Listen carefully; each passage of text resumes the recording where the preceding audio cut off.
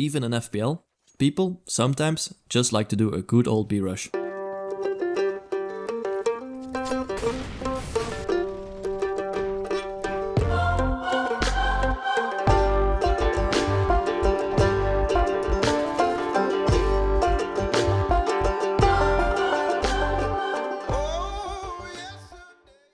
Hey, what's up everyone?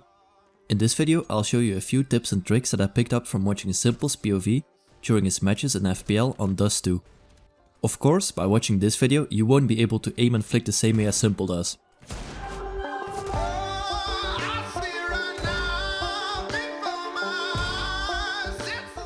Instead, this video will focus more on tricks or ideas that can be learned and used by players from any skill level. When defending the B side, S1mple often has a different approach to watch if there's anyone pushing middle. Most players at lower level will stand up at the boxes and hold the mid angle like this. However, as you can see in the following example, this makes you very vulnerable to anyone coming from the tunnel. So instead of standing up at the box behind the window, S1mple will, in most of the situations, use the lower box a bit more further back in the side to jump across window to see if anyone is pushed up close. Due to the cover that he has while he's jumping, he'll be a much more difficult target to hit for anyone potentially shooting him from both the tunnel and middle. Even in FPL, people sometimes just like to do a good old B-rush.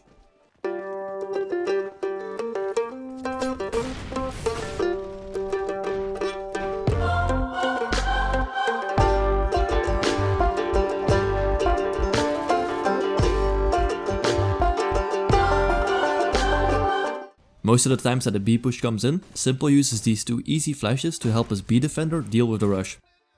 These flashes will blind anyone both inside and in front of the tunnel, and since they pop on the right side of the big box, they allow his teammate to continue shooting from the left angle without having to worry about getting team flashed.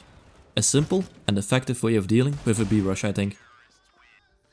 In round 33 we see S1mple go for a more aggressive play towards the upper tunnels when he is playing as a CT.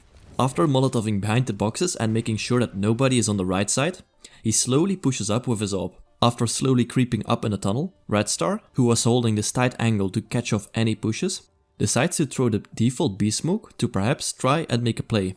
However, since S1mple already got close inside the tunnel, he only has to strafe right for a few steps when hearing the sound cue of the nade to get an easy entry frag that also gives him the control of the bomb.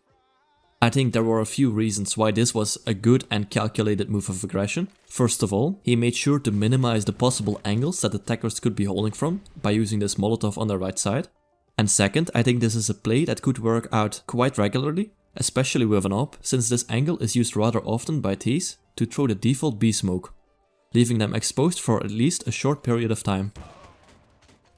Another trick that I still see so many people forget about is the fact that you can buy more than 4 nades in one round. In this example, S1mple is going to get boosted to short, but since they have a lot of money, S1mple decides to use a smoke for the mid doors and then rebuy another flashbang to have the maximum nades at the start of the round. Even though it might not be a really big adjustment, it can sometimes be the difference between winning or losing a round.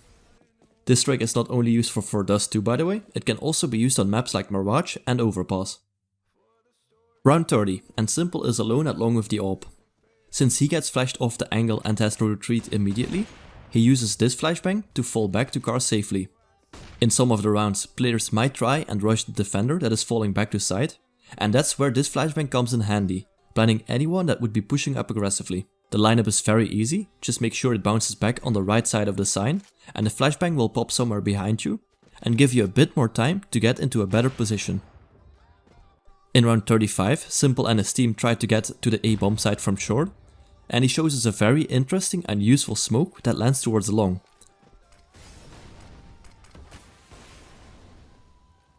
Often, when attackers try to come up from short, the long defender will hold this angle until they get the first kill, then they fall back a little bit to hold the next angle, making it very difficult for the attackers to advance. Especially for AWPers, this is a very strong and successful way of dealing with a short push. So to prevent this from happening, S1mple puts down the smoke at the corner that denies the defenders this possibility. For the lineup, come over to the wall next to the stairs on short, then make sure that this line on the box is lined up with the green fence as shown.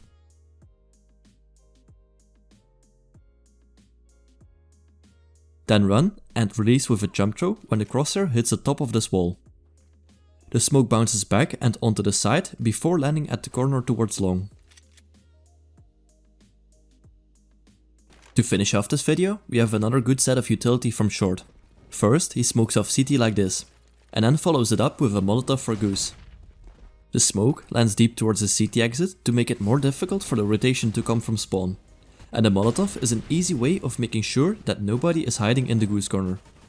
For the smoke lineup, put your back against the wall over here, bump into the small corner. This will line up the two walls as shown on screen. Then put your crosshair on the top right corner of the building and release with a left click throw. The smoke bounces down on the boxes before landing on the slope. For the Molotov, you go up the stairs, then line yourself up so that the electricity pole is behind the wall on the right. Aim up as shown, and you could use this dark dot on the wall or the palm tree on the left as a reference. Then release with a left click throw combined with a short step forward to get the Molotov to goose. This one takes a bit of practice to get the timing of the release right. It could either be done by a very short step, or another option is to do a slightly longer step while also holding shift. But this is something that comes down to personal preference, so I suggest trying this out a few times in a private server. And that's it for the simple quick tips on Dust 2. I hope some of these tricks were new to you and might help you in getting better results on this map in the future. Thank you so much for watching, and I'll see you in the next one.